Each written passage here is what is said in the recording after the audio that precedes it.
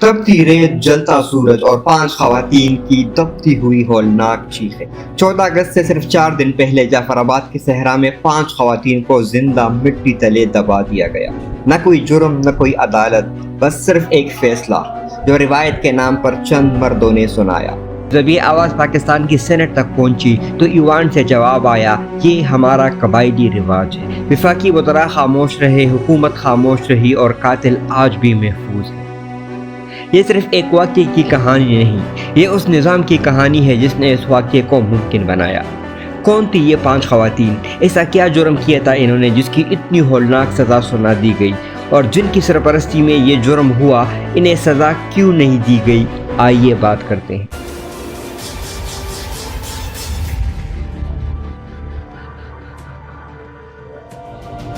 یہ بات ہے 2008 کی۔ پاکستان میں حکومت کی سب سے زیادہ سیکولر سمجھے جانے والی پاکستان پیپلز پارٹی کی علاقہ تھا بلوچستان کا، اور منظرنامے پر کہانی کچھ یوں چل رہی تھی کہ 10ویں جماعت میں پڑھنے والی 3 لڑکیوں نے یہ فیصلہ کیا کہ وہ اپنے بزرگوں کی صدیوں پرانی قبائلی روایات اور رسومات کا توق اب مزید اپنے گلے میں ڈال کر زندہ نہیں رہیں گی۔ بغاوت کا آغاز تو اسی دن ہو گیا تھا جب ان لڑکیوں کو یہ سمجھ کر اسکول بھیجا گیا تھا کہ یہ بھیڑ بکریوں جیسی مخلوق اتنے طاقتور قبائلی نظام کے خلاف کب بغاوت کر پائیں گی۔ تاہم بڑوں کو شاید یہ علم نہیں تھا کہ تعلیم اور قبائلی روایات ایک ساتھ نہیں چل سکتی۔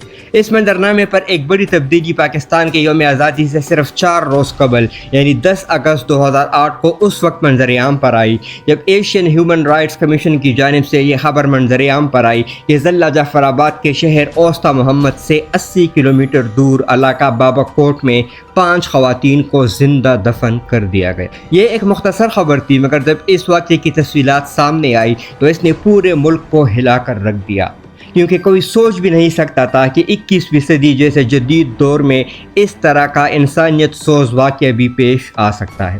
اس واقعے کی تفصیلات معروف صحافی رؤف کلاسرا کی ایک سٹوری کے ذریعے سامنے آئی جو دی نیوز اخبار میں شائع ہوئی ہے۔ اس سٹوری کا مرکزی کردار وہی 3 لڑکیاں تھیں جنہوں نے تعلیم حاصل کرتے ہوئے یہ سوچ لیا تھا کہ قبائلی روایات کے نام پر مزید غلامی قبول نہیں کریں گی۔ واقعہ کچھ یوں ہے کہ اچانک ایک صبح انہیں احساس ہوا کہ جہالت کی جن زنجیروں کو توڑنے کے لیے وہ اسکول جا رہی تھی وہ اتنی بھی کمزور نہیں تھی کہ ان کے اسکول کی 10 جماعتیں انہیں بآسانی جھٹک کر توڑ ڈالتی۔ ان کے بڑوں نے بیٹھ کر یہ فیصلہ کیا کہ اب وقت آ گیا ہے کہ ان بچیوں کی شادی کر دی جائے۔ کسی نے یہ خواب میں بھی نہیں سوچا تھا کہ وہ بچیاں ان کے طے کردہ رشتوں کو ماننے سے انکار کر دیں گی۔ ان لڑکیوں کے اندر بھی ایک قبائلی خون تھا اور انہوں نے بھی یہ طے کر رکھا تھا کہ وہ اپنی مرضی کی زندگی جئیں گی، ایک ایسی زندگی جس کا فیصلہ قبیلے کے چند افراد نہیں بلکہ وہ خود کریں گی۔ وہ اپنی ماں کے کندھوں پر سر رکھ کر روتی رہی، لیکن ان ماؤں کو پتہ تھا کہ ان کی بیٹیاں جو ان سے مانگ رہی تھی شاید وہ نہ دے سکیں۔ ان بچوں کے آنسو ماں کے دلوں پر گرتے رہے۔ ان 3 لڑکیوں میں سے ایک کی ماں اور ایک کی پھوپھی ان کا ساتھ دینے کے لیے رضامند ہو گئی۔ یوں مجموعی طور پر 5 خواتین نے بلوچ سرداروں کی روایات سے لڑنے کا فیصلہ کر لیا۔ ان خواتین نے یہ فیصلہ کیا کہ اب ان لڑکیوں کی شادی ان کی مرضی سے ہوگی۔ اس کے لیے ان کے خاندان سے 3 لڑکے بھی رضامند ہو گئے۔ یہ طے ہوا کہ یہ سب نصیر آباد کورٹ میں جا کر شادی کر لیں گے۔ منصوبے کے مطابق جب ساتھ جانے کی تیاری ہو رہی تھی تو ان 5 باغی خواتین کو یہ علم نہیں تھا کہ ان کے منصوبے کے بارے میں علاقے کے سرداروں کو بھی خبر ہو چکی ہے۔ کہا جاتا ہے کہ پاکستان پیپلز پارٹی بلوچستان کے ایک صوبائی وزیر کے چھوٹے بھائی نے اپنے بھائی کی سرکاری گاڑیاں لی اور اس گھر پر دھاوا بول دیا جہاں وہ 5 خواتین قبیلے سے بغاوت کا منصوبہ بنا رہی تھی۔ ان 5 کو گھسیٹ کر سرکاری گاڑیوں میں ڈالا اور سب کے سامنے ایک قریبی صحرا میں لے گئے۔ خوف زدہ اور سہمی ہوئی ان 3 بچوں کو اپنی ماں اور پھوپھی سے الگ کیا گیا۔ عمرانی قبیلے کے اس شخص نے اپنے ساتھیوں کو اشارہ کیا جنہوں نے ان معصوم لڑکیوں کو مارنا پیٹنا شروع کر دیا۔ وہ باغی لڑکیاں چپ چاپ کڑی مار کھاتی رہیں، جبکہ ان سے تھوڑی دور ان کی بے بس ماں اور پھوپھی گاڑی میں مبہوس یہ سارا منظر دیکھتی رہیں۔ اچانک عمرانی قبیلے کے اس شخص نے گن نکالی اور ان 3 لڑکیوں پر گولیوں کی بوچھاڑ کر کے ان کو لہو لہان کر دیا۔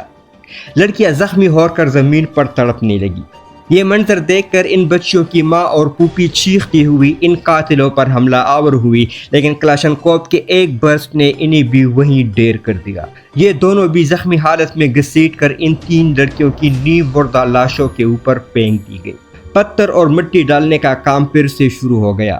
چند لمحوں بعد وہ 5 خواتین زندہ حالت میں قبر میں دفن ہو چکی تھیں۔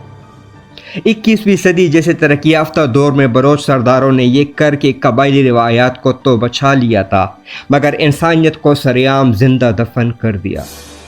پاکستان کے بڑے سے بڑے اخبار میں بھی اس واقعے کی صرف اتنی ہی تفصیل شائع ہو سکی تھی، جس میں نہ تو اس صوبائی وزیر کا نام تھا نہ اس کے بھائی کا جس نے یہ سارا کام کروایا تھا، مگر ایشین ہیومن رائٹس کمیشن کی رپورٹ کے مطابق وہ صوبائی وزیر میر محمد صادق عمرانی تھے، جو تب نذیر آباد سے رکن بلوچستان اسمبلی منتخب ہو کر صوبائی وزیر بنے تھے، اور اس کا بھائی جس نے یہ سارا کام کیا اس کا نام میر عبدالستار عمرانی تھا۔ دوستو، اس واقعے کا ایک سماجی پہلو یہ تھا کہ بہت سارے لوگوں کو معلوم ہوا، اور جب پورے صوبے میں بھی یہ خبر پہنچی تو بھی پورے صوبے نے اس پر خاموشی اختیار کیے رکھی۔ صرف عام عوام ہی نہیں بلکہ بڑے بڑے سردار جیسے کہ سردار خیر بخش مری اور سردار اختر مینگل نے بھی اس واقعے پر وہ خاموشی اختیار کی جسے سوائے مجرمانہ خاموشی کے کچھ نہیں کہا جا سکتا۔ بلوچستان سے مرحوم میر غوث بخش برنجو کے صاحبزادے حاصل برنجو اور ثناء اللہ بلوچ 2 ایسی توانا آوازیں تھیں جنہوں نے کھل کر اس واقعے کی مذمت کی۔ بات یہاں تک نہیں رکی، بلکہ اگست 2008 میں سینٹ کے اجلاس میں بلوچستان سے سینیٹر بننے والے نوابزادہ میر اسرار اللہ زہری نے تقریر کرتے ہوئے کہا کہ عورتوں کو اس طرح دفن کرنا قبائلیوں کا اپنا معاملہ ہے۔ انہوں نے مزید کہا کہ بلوچ قبیلے نے قبائلی روایت کو مد نظر رکھتے ہوئے 5 عورتوں کو زندہ دفن کیا ہے، اس لیے اس معاملے کو زیادہ نہ اچھالا جائے۔ اسی نوابزادہ اسرار اللہ زہری کو بعد ازاں فروری 2011 میں پاکستان پیپلز پارٹی کی حکومت نے وفاقی وزیر برائے خوراک و زراعت لگا دیا۔ نواب اسرار اللہ زہری کے بعد زخموں پر نمک چھڑکنے کی رہی صحیح کسر اس وقت کے قائم مقام چیئرمین سینٹ اور بلوچ سردار میر جان محمد جمالی نے یہ کہہ کر پوری کی کہ اسلام آباد کے صحافیوں کو ان قبائلی روایات کا علم ہی نہیں ہے جن کے تحت عورتوں کو قبروں میں زندہ دفن کیا جا سکتا ہے۔ 5 خواتین کے سرعام قتل اور اس بونڈے انداز میں جسٹیفائی کرنے والے میر جان محمد جمالی بلوچستان کے وزیر اعلیٰ بھی رہے، اور اس بیان کے بعد بھی ان کی سیاست ختم نہیں ہوئی، یہاں تک کہ وہ 2022 سے 2023 تک بلوچستان کے گورنر بھی بنے۔ ذرا سوچئے، ان بچوں کے ہاتھوں میں موجود وہ کتابیں جنہیں وہ اپنی نجات کا ذریعہ سمجھ رہی تھی، آخرکار ان کی قبروں کا کتبہ بھی بن سکی۔ ریاست جس کا کام اپنے شہریوں کی جان و مال کا تحفظ فراہم کرنا ہے، اس وقت خاموش تماشائی بنی رہی جب سرکاری گاڑیاں جو عوام کے ٹیکس کے پیسوں سے چلتی ہیں، قاتلوں کو جائے وقوع تک لے جانے اور انہیں تحفظ فراہم کرنے کے لیے استعمال ہو رہی۔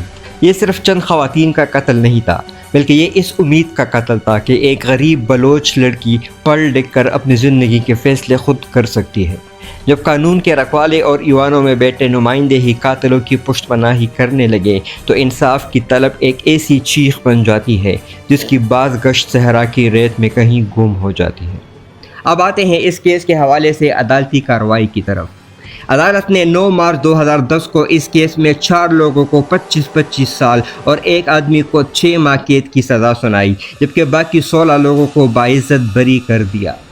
سزا پانے والوں میں غوث بخش محمد، محمد اللہ، محمد عارف، مہر اللہ اور محمد زاہد تو شامل تھے، مگر میر محمد صادق عمرانی کے بھائی میر عبدالستار عمرانی کا نام کہیں نہیں تھا، بلکہ الیکشن 2024 میں وہی میر صادق عمرانی بلوچستان صوبائی اسمبلی کے حلقہ PB 13 نصیر آباد سے پاکستان پیپلز پارٹی کے ٹکٹ پر رکن اسمبلی منتخب ہوئے۔ یہ بھی ہو سکتا ہے کہ آنے والے چند دنوں میں جب بلوچستان کا بینہ بنے گی تو وہ ایک بار پھر صوبائی وزیر بن گئے ہوں گے۔ یہ تھی بلوچستان میں 5 زندہ دفن کر دی جانے والی خواتین کی افسوسناک کہانی۔ کیا بلوچستان کے عوام اس سردارانہ نظام سے کبھی چھٹکارا پا سکیں گے؟ سوال کا جواب کمنٹ سیکشن میں ضرور دیں، اور ویڈیو اچھی لگی ہو تو ویڈیو اور چینل کو لائک، سبسکرائب اور شیئر ضرور کریں۔